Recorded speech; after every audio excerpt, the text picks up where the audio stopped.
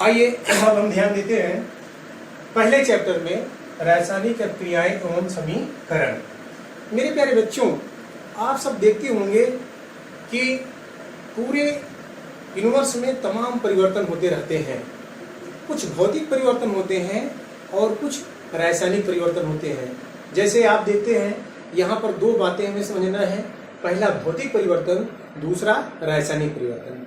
भौतिक परिवर्तन क्या है मेरे प्यारे बच्चों? आप देखे होंगे बर्फ का पिघलना, जल का जमना या जल का वाष्प में बदलना, ये सब भौतिक परिवर्तन है। लेकिन आप बहुत से परिवर्तन ऐसे देखते हैं जिन्हें हम रासायनिक परिवर्तन कहते हैं। जैसे दूध से दही का बनना, दूध से चीज पनीर का बनना, ये सब क्या है? रासायनिक परिवर्तन है। तो मेरे बच्चों, बहुत बढ़िया से हम समझें, ऐसे पदार्थों में जब केवल बाह्य परिवर्तन होता है उसे भौतिक परिवर्तन कहते हैं। रासायनिक परिवर्तन क्या है? जब दो या दो से अधिक पदार्थ मिलकर नए पदार्थों में परिवर्तित हो जाते हैं तो उसे हम रासायनिक परिवर्तन कहते हैं। आपको ये अच्छे से समझ में आ गया होगा, भौतिक परिवर्तन और रासायनिक परिवर्तन। भौतिक परिवर्तन के उदाहरण क्या है? भौतिक परिवर्तन के उदाहरण हैं जैसे बर्फ का पिघलना, जल का वाष्प में बदलना या जल का जमना। ये तीनों क्या है? भौतिक परिवर्तन। रासायनिक परिवर्तन में जैसे दूध से दही का जमना इत्यादि। मेरे प्यारे बच्चों, अब इसके बाद मैं इसका पहली रीडिंग आपको बताऊंगा, रासायनिक अभिक्रिया। रासायनिक अभिक्रिया।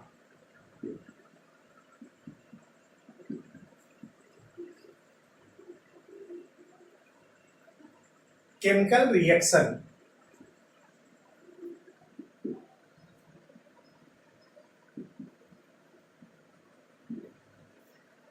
मेरे प्यारे बच्चों, अब आपको हम रासायनिक अभिक्रिया की परिभाषा बताने चल रहे हैं। ध्यान से समझिए। जब दो या दो से अधिक पदार्थ नए पदार्थों में बदल जाते हैं या उनमें परिवर्तन हो जाता है, ऐसे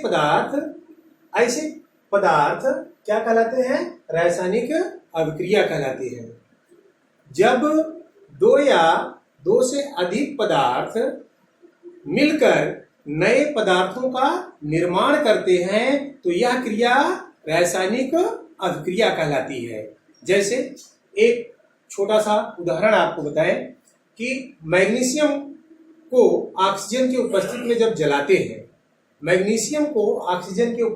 हम जलाते हैं तब मैग्नीशियम ऑक्साइड प्राप्त होता है।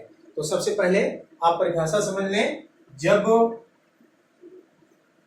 दो या दो से अधिक पदार्थ आपस में क्रिया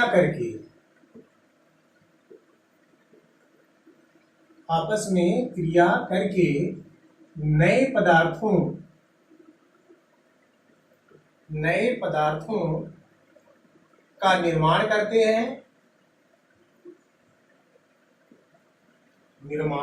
हैं और वे पुनः अपनी प्रारंभिक अवस्था में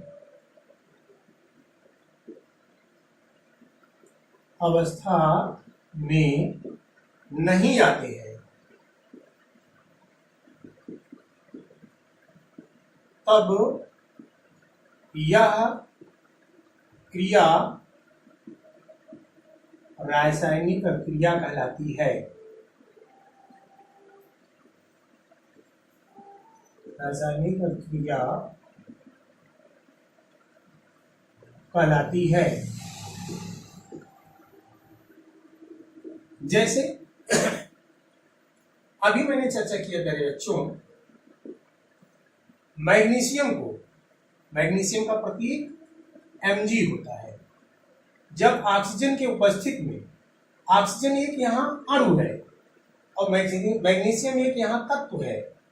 अब इसको मैग्नीशियम को ऑक्सीजन की उपस्थिति में जब हम जलाते हैं तब मैग्नीशियम ऑक्साइड प्राप्त होता है, श्वेत पदार्थ प्राप्त होता है। अतः इस प्रकार से आप यदि देखें मैग्नीशियम ठोस है और ऑक्सीजन गैस है।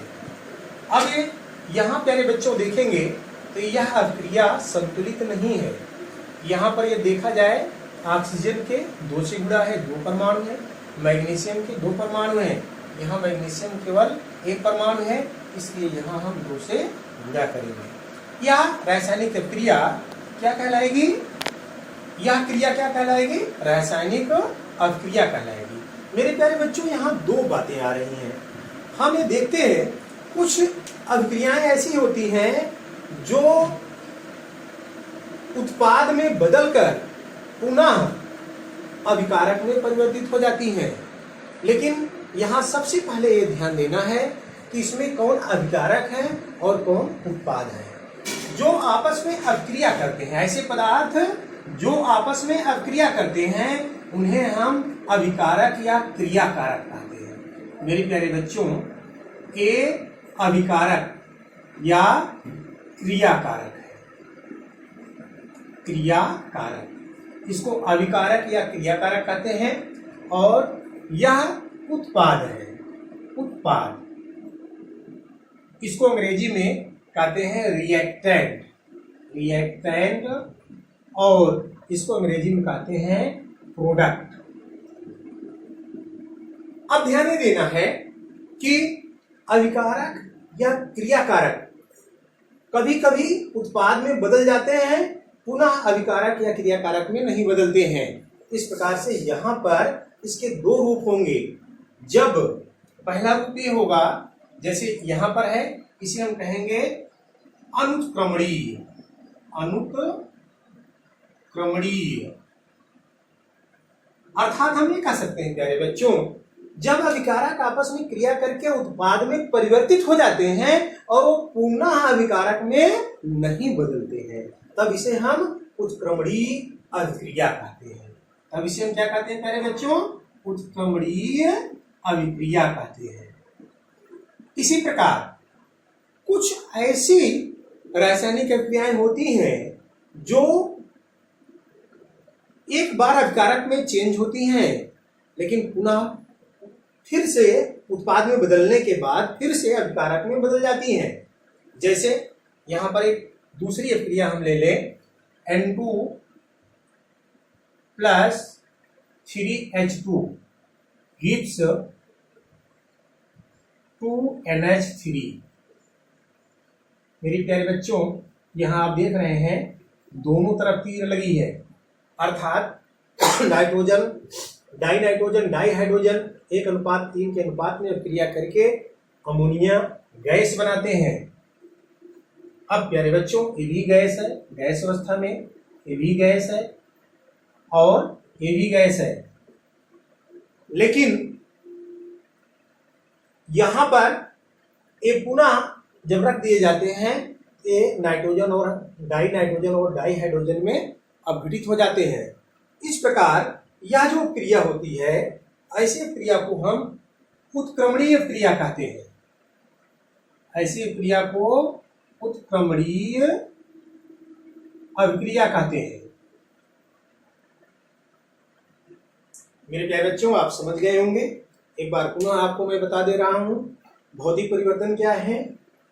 ऐसे परिवर्तन जो केवल बाह्य रूप से होते हैं, माने वो नए पदार्थों में परिवर्तित नहीं होते हैं। जैसे बर्फ का पिघलना, जल का जमना और जल का वाष्प में बदलना, वह एक ही यौगिक में ही रहता है, वो जल ही रहता है।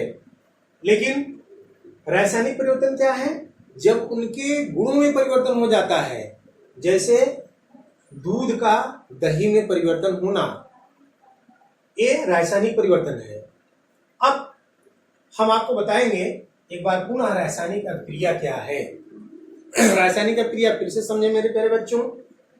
जब 2 या 2 से जब दो या दो से अधिक पदार्थ आपस में क्रिया करके नए पदार्थों का निर्माण करते हैं और वे पुनः अपनी प्रारंभिक अवस्था में नहीं आते हैं या नहीं बदलते हैं, यह क्रिया रासायनिक क्रिया कहलाती है। जैसे मैग्नीशियम को ऑक्सीजन के उपस्थिति में जलाने पर मैग्नीशियम ऑक्साइड प्राप्त होता है। मेरे प्यारे बच्चों, मैंने यहाँ एक बात और आपको बताया कि ऐसी क्रियाएं में दो स्थितियां होती हैं। जैसे मैंने आपको बताया, जो अभिक्रिया करते हैं उन्हें अभिकारक या क्रिया कारक कहते हैं, और जो नए पदार्थ बनते हैं उन्हें उत्पाद या प्रोडक्ट कहते हैं। अब प्यारे बच्चों, यहाँ ये समझना है कि कुछ रासायनिक क्रिया जब उत्पाद में बदल जाते हैं तो पुनः अभिकारक में नहीं चेंज होते हैं। ऐसी क्रिया को अनुत्क्रमणीय अभिक्रिया कहते हैं। लेकिन जब कुछ ऐसे अभिकारक हों जो उत्पाद में बदलने के बाद, जैसे यहाँ प्यारे बच्चों ध्यान देना है, Fe यहाँ उत्प्रेरक है या मोलिब्डेनम यहाँ पर उत्प्रेरक वर्धक का कार्य करता है। साथ साथ यहाँ पर जो है 200 वायुमंडल दाब होता है और 500 डिग्री सेंटीग्रेड यहाँ पर ताप होता है, और जब यही ताप कम हो जाता है तो पुनः यह अमोनिया से नाइट्रोजन और डाइहाइड्रोजन गैस में परिवर्तित हो जाता है। अब आपको इतना बहुत अच्छे से समझ में आ गया होगा। अब मैं आपको बताऊंगा रासायनिक क्रिया की पहचान कैसे होगी, कैसे हम ये जान पाएंगे कि यहाँ रासायनिक क्रिया हो रही है। तो मेरे बच्चों, अगला टॉपिक है रासायनिक क्रिया की पहचान। रासायनिक